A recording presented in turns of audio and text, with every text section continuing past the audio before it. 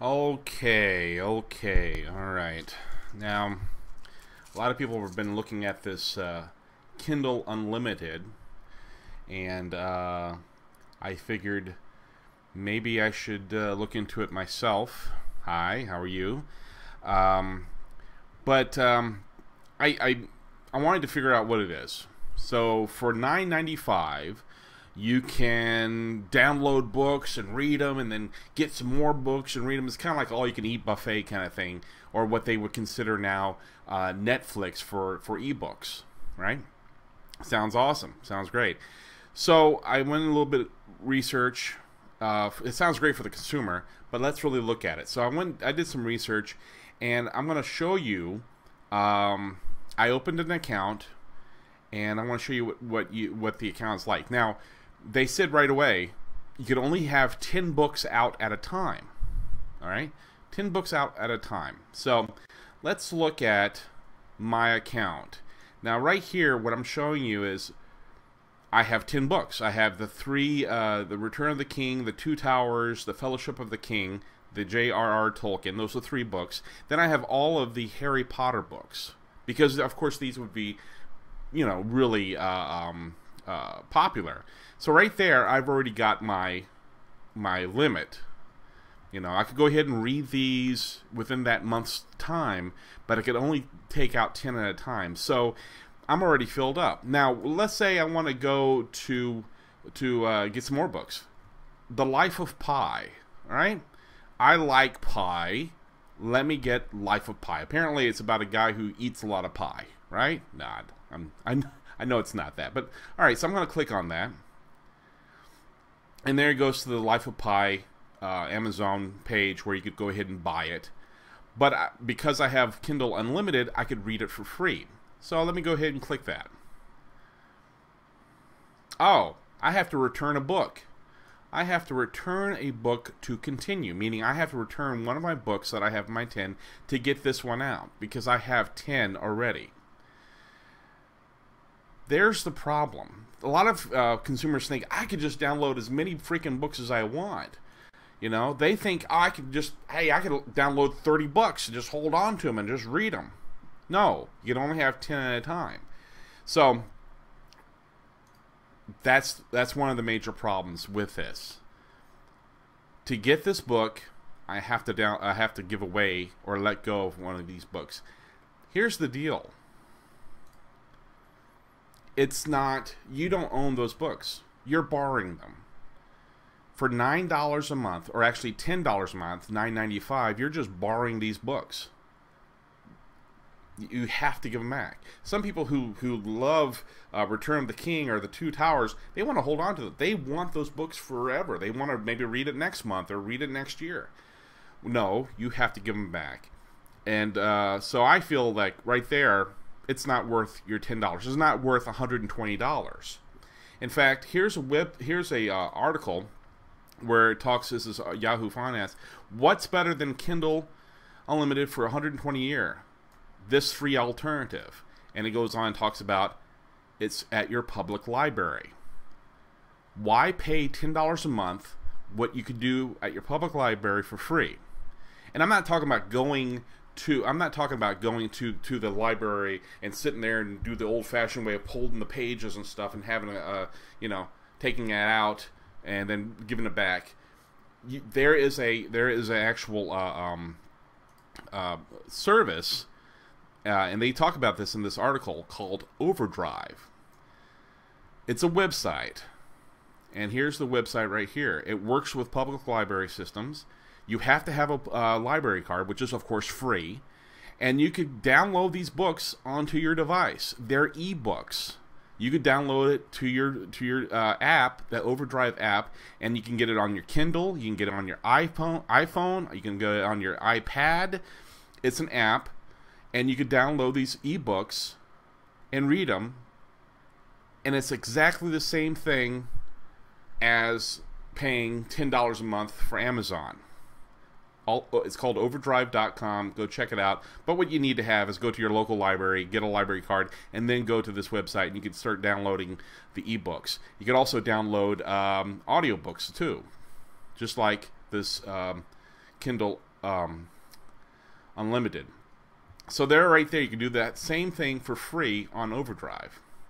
Well, a lot of people are saying, well, I like this Kindle Unlimited because I want to browse books. I want to download a bunch of books I've never heard of before and read it. And if I don't like it, I can just always give it back. I haven't really bought the book. Well, you could do that for free too on Amazon. And let's go back to Amazon.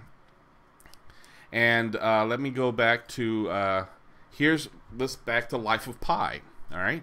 So you can go to Amazon's Life of Pi website or any book and do the look inside. Click on it and it'll upload and it'll give you 10% of that book.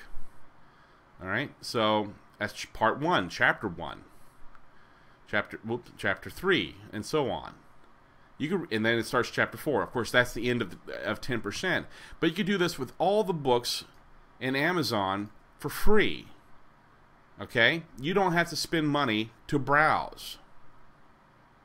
So it's not worth spending $10 a month when you could do it for free from your library, downloading it on eBooks from your library, or just browsing the books on Amazon's website for free.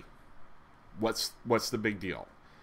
Most people buy books because they love that book. They want to hold on to it. But with this Amazon's Kindle Unlimited, you don't own anything. And that's one thing that people need to really understand. You don't own crap. You're just giving money to Amazon once a month. It's a money grab from Amazon. Really think about this, okay? Don't do it. You have free alternatives.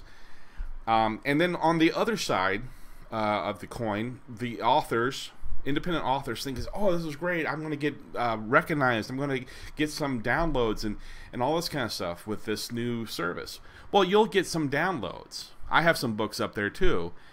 But the only downloads I got for last month was only 6. Only 6 downloads. And the only way a author is going to get paid is if somebody downloads my book through this service onto their device, and if they read more than 10% of that book. Now, like I just showed you, a lot of people are going to go get their favorite authors, let's say the Harry Potter series or whoever is available. That's another thing. Not a lot of authors are available in this because they don't really want just people just taking their books and reading it for free because they're not getting much of a kickback. But anyway, if they take my book, they download it, and they just hold it on their device and they never even open it, I don't get nothing. I don't get any kind of kickback. I don't get any kind of money from this. Now, if they open up my book in their device through this service and they read less than 10%, I still get nothing. Because like I said in the Life of Pi, let's go back to that. Life of Pi, you can go here for free. This is 10% of this book. But let's say I'm reading Life of Pi on my device, 10% of it, and I read the first chapter and I'm just not happy with it, okay? Or I read up to chapter 4 or something. I'm just not happy with this on my device. Well, I can close this thing out on my device, give it back, and the author gets absolutely nothing. So for the author to get anything from this Kindle Unlimited, the person has to read more than 10%. And if they, depending on how big your book is, let's say your book is 300 pages. Well, 10% of that, of course, is 30 pages. And within 30 pages, you could have like the first 4 chapters. And the person could read up the first 3 chapters, think they don't want your book. They take it back, they give it back, download another book, and therefore you get nothing. Okay, because they haven't reached that 10% thing. So again, this is just a money grab. A money grab for Amazon. As a consumer, you could do this same thing for free. Like I said, the library, overdrive.com for free. You could browse for free on Amazon itself.